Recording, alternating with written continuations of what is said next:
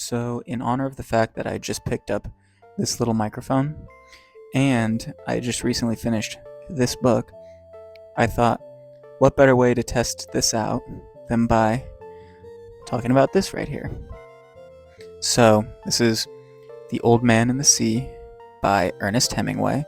It is, I believe, the last book that was published while he was still alive, and it recounts the story of an old fisherman named Santiago in a Cuban village while he is going through a rough patch as a fisherman and hasn't caught a fish in over 80 days. I think it's 84 days. I could be wrong on that.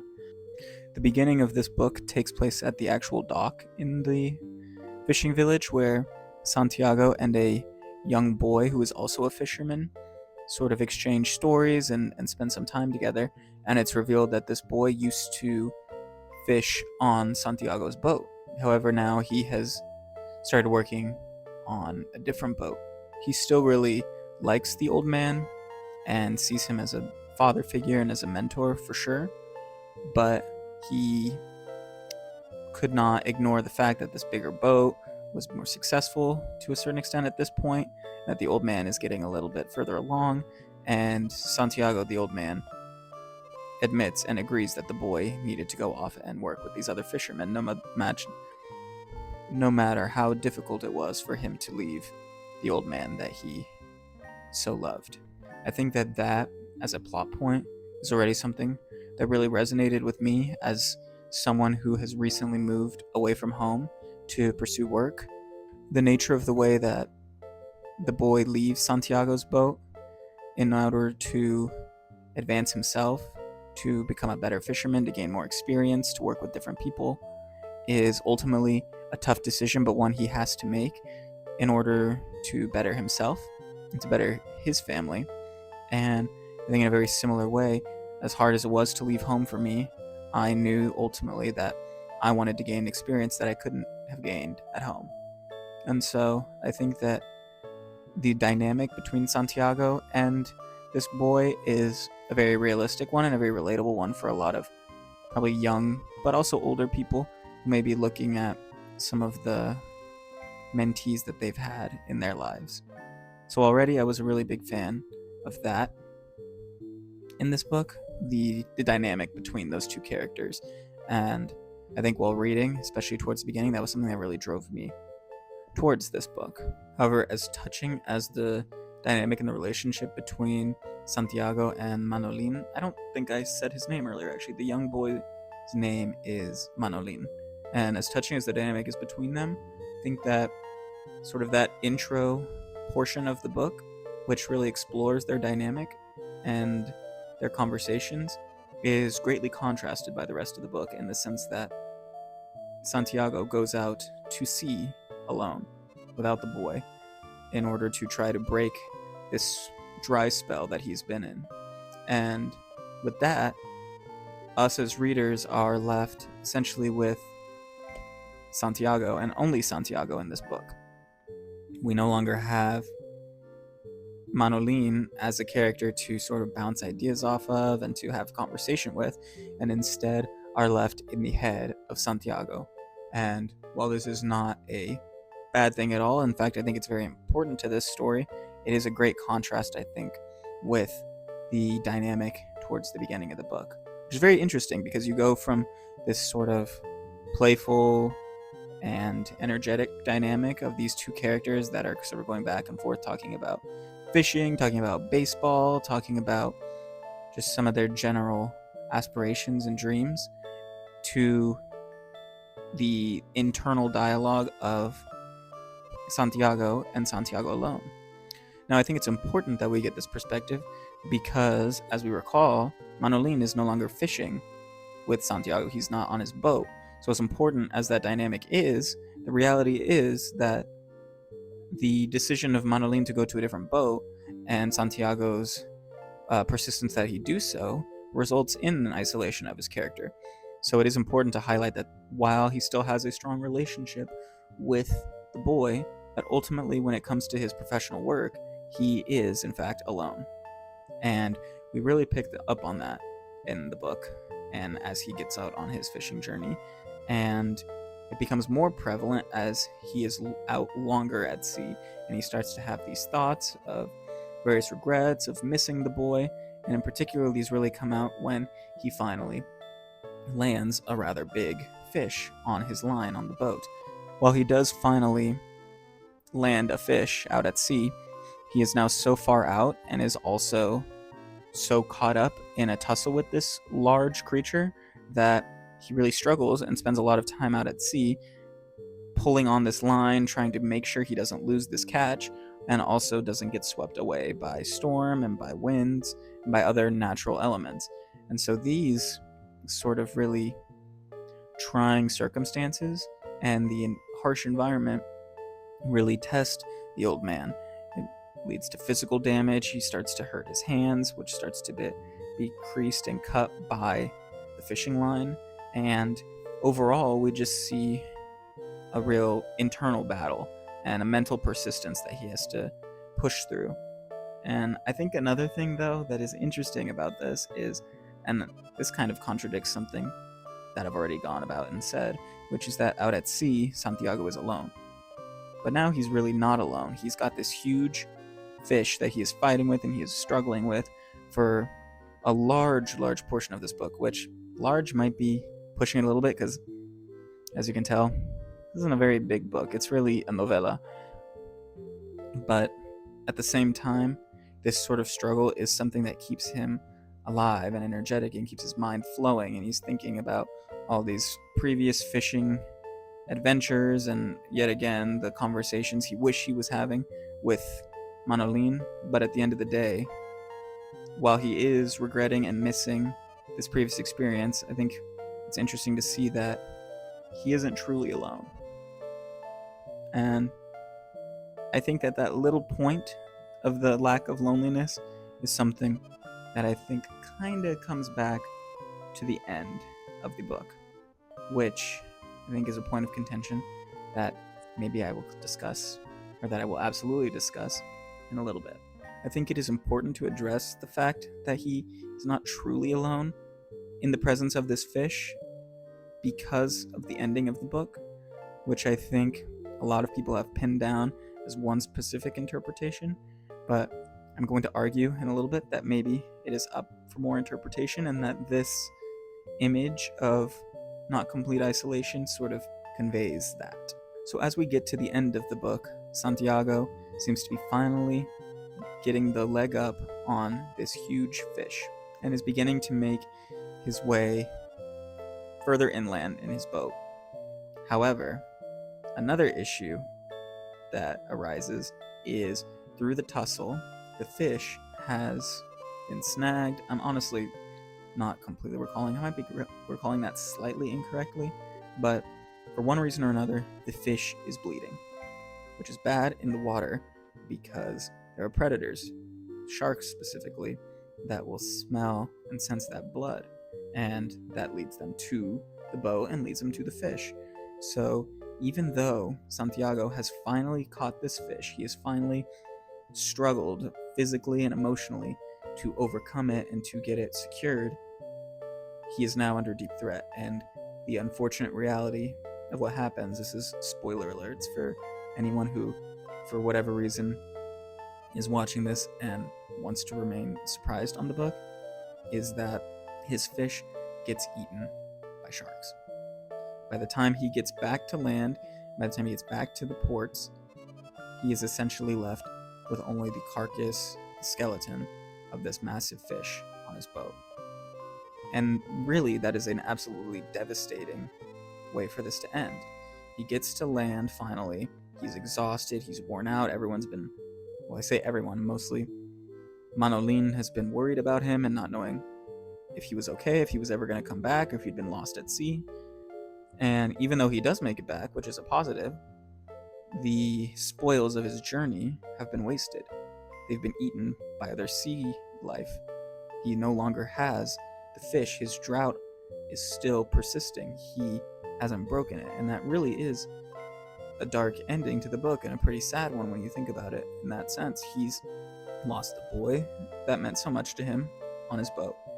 He's lost his I'm hesitant to say he's lost his ability, but he's definitely lost a bit of his confidence on the water and his persistence, really. When you say it like that, really, this is a terribly depressing end to the book. The fight that he put on through the entirety of the book, and when you frame the ending like this and the story as a whole like this, it's hard to see it as anything other than depressing. The man has spent the entirety of the book missing the boy that he will never really fish again truly with, like he used to. Even though he goes out at sea and finally finds a fish, he comes back with no reward. He's physically damaged, he's mentally exhausted. So it's really difficult, I think, quite honestly, to look at this ending and see Manolin find the old man, and in his weakened and withered state, can't help but cry at the sight of him.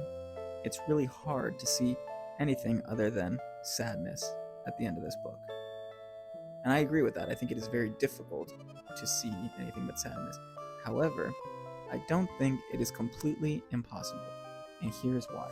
I'm going to read a passage here, maybe a couple passages actually, that I think point to potentially hints of positivity in this book. The first line is spoken by Manolin, and it alternates between him and Santiago. Now we fish together again. No, I am not lucky. I am not lucky anymore. The hell with luck, the boy said. I'll bring the luck with me. What will your family say? I do not care. I caught 2 yesterday, but we will fish together now, for I still have much to learn. I think that these words are really important because they signify that even though the old man, Santiago, seems to be at his worst, at his lowest, the boy, Manolin, cannot help but still look at him with respect, with adoration, and with love, I would say. I think that his desire to fish with him, regardless of his success, shows that he has so much care for the man, and it goes beyond the fruits of their labor. And as much as he sees him as a mentor, and we see he says he still has much to learn, clearly I think there's more to that relationship than just master and apprentice. I think there's absolutely a father-like respect and love that Manolin is developing for, or is showing for Santiago. Something else that I think points at maybe slight hints of optimism at the end of this book are the words in the final paragraph, which I'm going to read for you as well. Up the road, in his shack, the old man was sleeping again. He was still sleeping on his face, and the boy was sitting by him watching him. The old man was dreaming about the lions. Now, the reference to the lions is a callback to a conversation that happened earlier in the book between Santiago and between Manolin. But I think in addition to that callback being a sense of the recollection of the connection between the two characters, I think also Manolin's presence alongside Santiago is a sign of optimism.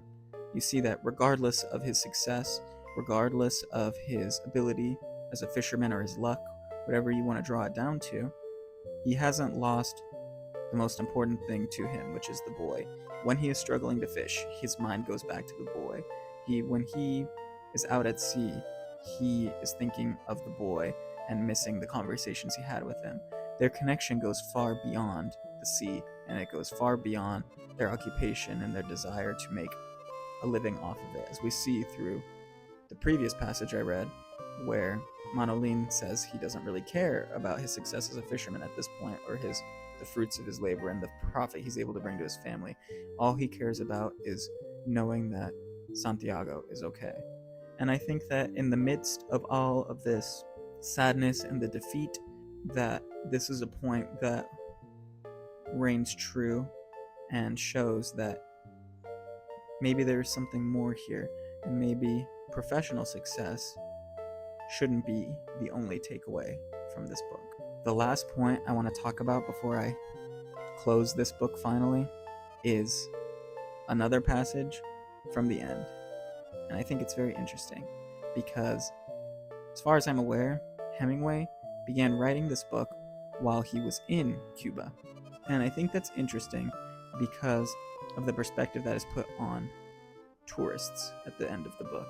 While Santiago is arriving back from sea with and Manolin is assisting him, there's a group of tourists who are passing by, who are essentially asking, "Oh, what is that?" Because they see this huge grand skeleton that has been left from the fish. And the other fishermen around them say tiburon, as in it was a shark that was the reason that this is here and not just a fish. Because they're very curious as to what happened, what was going on in the situation. And I think this is another thing that I think actually does add to the overall depressing tone, is that this event that we've just read about and we spent the entire novella reading about is this battle between Santiago and a big fish.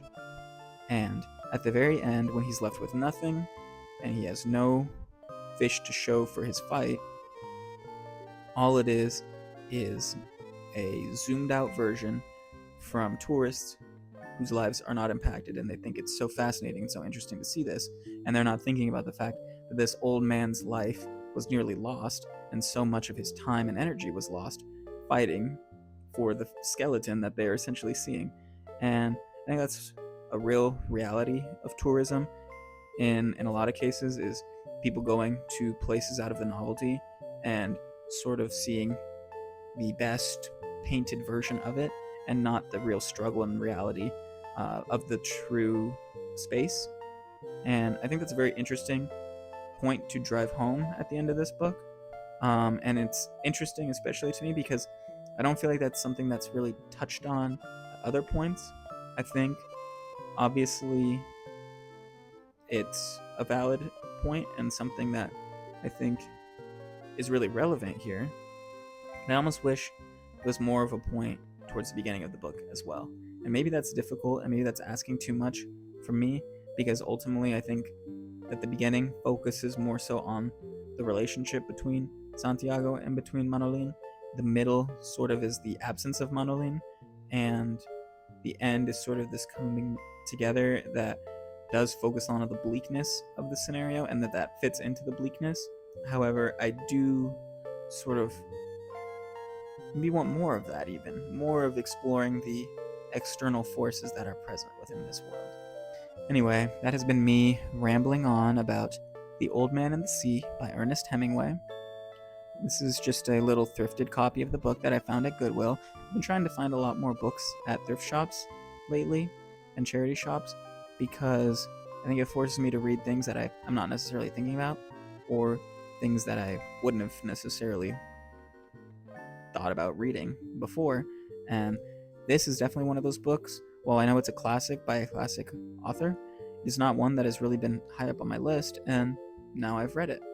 Never read it before, and now I have. And yeah, so I'm super happy that I did. Really enjoyed it as a read. Obviously, I related and really appreciated a lot of the themes. There may be a couple points that I touched on that were things that I didn't like quite as much about the book, but ultimately, very glad I read it, and I hope you enjoyed me talking a little bit about this. And if you did, maybe I'll talk more about books in the future. Bye.